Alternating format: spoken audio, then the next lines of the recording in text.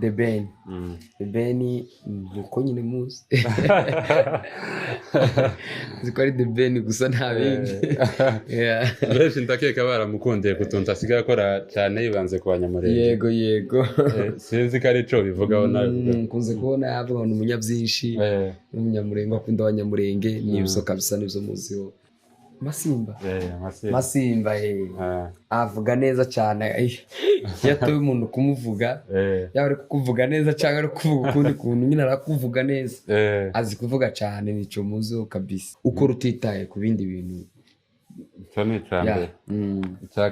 Icya kabiri aririmba neza. Icya gatatu abyina neza cyane. Urukundo turabashimiye cyane. Rero hano nk'uko mubibona turi kumwe n'umusitari wacu Mbabazi Patrick, benshi baramuzi nawe utamuzi, turaje tuguze nawe uraje umumenye. Yakoze byinshi, ni umuririmbyi, ni umuhitinzi, tugize amahirwe yo kumubona tumusanze mu rugo naho akavura gasa n'akaguye kandi turamufatiranye ariko yagize neza ko duha umwanya. Rero tugoye kaze kuri channel yacu. Murakoze cyane. Kuba atakuzi ubu basha kubibwira ugira bakurikirana n'uwo bazi. Amazina ni Mbabazi Patrick. Mbabazi Patrick ni umuntu ki akora iki? Kugiye kureba ikiganiro bwa mbere. Mbabazi Patrick ni umuririmbyi, uririmba indirimbo zihimbaza Imana ndetse zikayirama. Ukorera ibikorwa byawe hehe umuntu nyine abasha gukurikirana kuzi fresh? Ibikorwa byanjye mbikorera henshi ariko cyane ni Bujumbura, Burundi, muri Agape Night Church ku Jabe.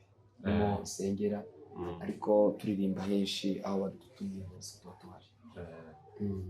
Urakoze kwibwira abantu. Rero hano dufite challenge, turakwereka amafoto y'abantu, noneho uzi uramuvuga ibintu bitatu, utazi uravuga tumusimbe cyangwa se tumukubwire wenda ushobore kumumenya. Takiyoze. Uri tayari ndibaza? Okay. Uwa mbere nuwe? Patrick. Patrick muzi byinshi ariko reka mvuge ibyo bitatu. Patrick ni inshuti yanje. Ikindi cya kabiri, Patrick ni umukozi w'Imana mwiza, ni n'umuntu ugira urukundo rwinshi, ni n'umuntu ugira igipindi cyinshi yo muri kumwe nta stress kabisa. Ejo bundi twabonye uri kuri afishe yiwe, ni nawe wari umutumire muri tour nako muri concert yiwe yaherutse gukora ejo bundi. Niwe wari umutumire wiwe. Patrick umufata gute kuri wowe? Patrick ni inshuti yaje, byararenze aba nk'umuvandimwe. Ni brother cyane kabisa, n'umuntu mwiza. Kuba atamuzi ni umuntu mwiza cyane, ugira umutima w'urukundo ndetse no kwita ku bantu cyane birenze. Okay. Ubundi nuwe? Uyu ni Peter.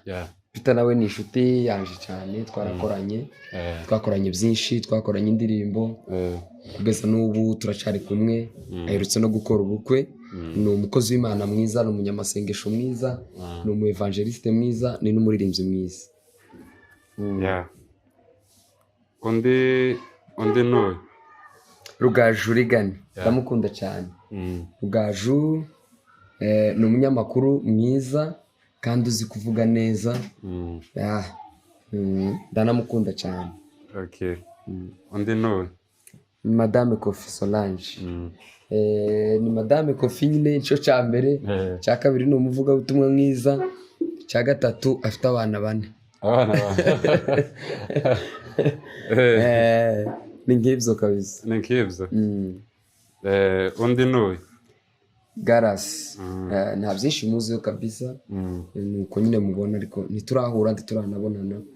Ndamurangiza gusa nyine. Okay. Undi nawe nuwe ngo? Ni Atasa.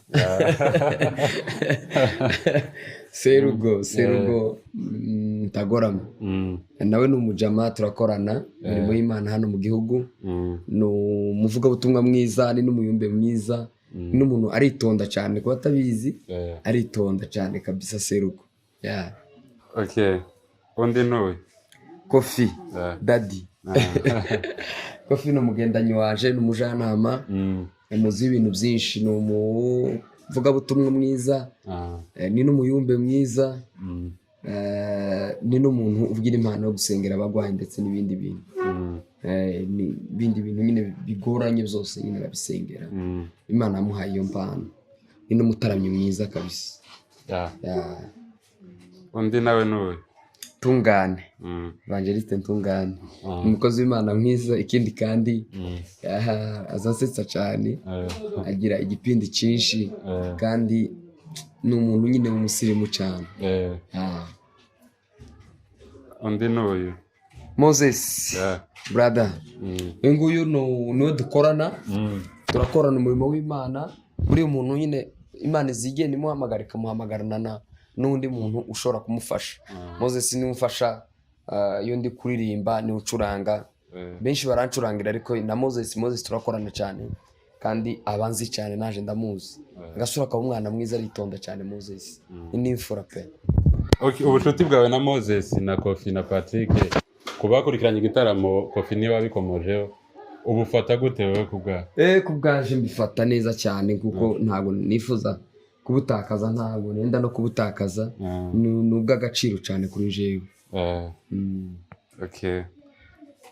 Undi nawe n'uyu Nzabakiza, n'umukozi w'Imana mwiza. Ndamukunda cyane, aririmba neza, atanga haleluya neza, afite kugira komantere nziza. Nzabakiza n'umuntu mwiza cyane. Undi n'uyu Aponso, Apotre Mbayahaga. Nta byinshi muziho cyane, gusa nzi ko nyine ari Apotre, afite n'ishengero hararwo mu Cibitoke. Undi n'uyu Josué Ngoma, umuririmbyi mwiza kabisa cyane, master wacu. Ndamuzi, ni umugabo mwiza witonda, w'umukristo, uzi no kuririmba cyane, twemera kandi twubaha. Undi n'uyu Kiriki ni inshuti yanje magara kabisa. Ngo kenshi nza mbivuga, niwe muntu wogwana ku bwaje. Ni inshuti yanje cyane. Kiriki muzi w'ishaka ryo murimo w'Imana, ndetse n'ishaka ry'abantu bari kuririmba, bari gukora umurimo w'Imana, cyane cyane bari kuzamuka. Arabafasha bakazamuka, afitemo uruhare runini kuba yazamura impano z'abantu. Undi n'uyu uyu nguyu turanavukana, mwene wacu Trezor Nibandi, umukozi w'Imana mwiza, aririmba neza, kandi ikintu nyine akora ikintu ahari, akoresha umutima cyane. Niba umutima umubwiye ngo kora kino, aragikora atitaye ku ngaruka ziri inyuma. Ni ukuvuga ngo ni umukozi w'Imana mwiza ukora utitaye ku bindi bintu. Icya kabiri aririmba neza. Icya gatatu abyina neza cyane. Uyu nawe wumuzi ni Arine.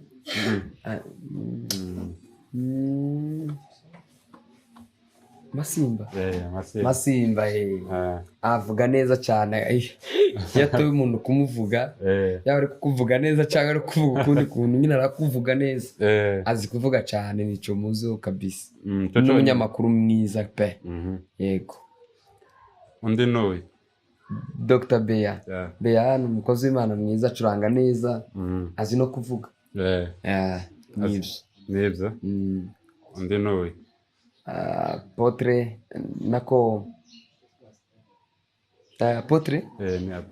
Apotre Christophe, umukozi w'Imana mwiza cyane. Nari nibajije se ni Apotre, ni Bishop, nibyo byari bitumye ntinda kumuvuga, ariko ndamuzi cyane, turamukunda kandi turamwubaha. Ni umukozi w'Imana mwiza. Nta bintu bitatu bamuvuga? Ibintu bitatu muziho, k'umukozi w'Imana uvuga ijambo ry'Imana neza, irangiza akagira n'impano yo gusengera, yaba ari igihugu, yaba ari abagwayi, ikintu cyose kabisa, izo mpano arazifite. Undi n'uyu The Ben, nuko nyine muzi. Ziko ari The Ben gusa nta bindi. Benshi ndakeka baramukundiye kutunta asigaye akora cyane yibanze ku Banyamurenge. Yego. Sinzi ko ari cyo bivugaho nawe. Nkunze kubona yavuga ngo umunyabyinshi, n'umunyamurenge akunda Abanyamurenge, nibyo kabisa, nibyo muziho, nta bindi birebire. Undi n'uyu Trump muzi wo kutwimiye. Trump naturekure tugende narekura abantu bagende baje hanze kabisa nivyo muziho kabisa naturekure undi nuwe umushumba ndamuzi cyane n'uwo muco hagati iwabo mu karate n'iwacu mu ngoma turegeraniye gutya nta saha n'isaha imwe ukabugeze mu karate cyangwa zibiri kandi n'amaguru urumva ni hafi cyane ku ndege tuzotwara iminota 4 ni hafi cyane rero ndamuzi ni umunyagwenya mwiza cyane ni n'umunyempano mwiza umeze neza kubikora neza kabisa okay undi nuyu Israel Mbonyi ni umukozi w'Imana mwiza yandika indirimbo neza ategura neza indirimbo ni n'umunyabwenge cyane cyane kandi tumwigiraho byinshi muri uno buzima bwo kuririmba cyangwa bwo kuramya Imana undi nuyu nasaruza bivuga oya nshatse kuvuga kubatakuzi none babwira ibintu bitatu waba batakuzi wowe wizira ibintu bitatu abantu batakuzi ariko wowe wizira niyiziho simbizi kubera ko benshi bakuzi ku social media baba bibaza ati mbabazi mu bundi buzima bayo gute ninkibiye bintu nyine barimo cyane ibintu bitatu wenda batakuzi wenda batanze nkunda umupira cyane rwose ndi n'umufana wa FC Barcelona ikindi kandi batanzeho wenda ndanawukina rimwe na rimwe nisha ukuguru kw'ibumoso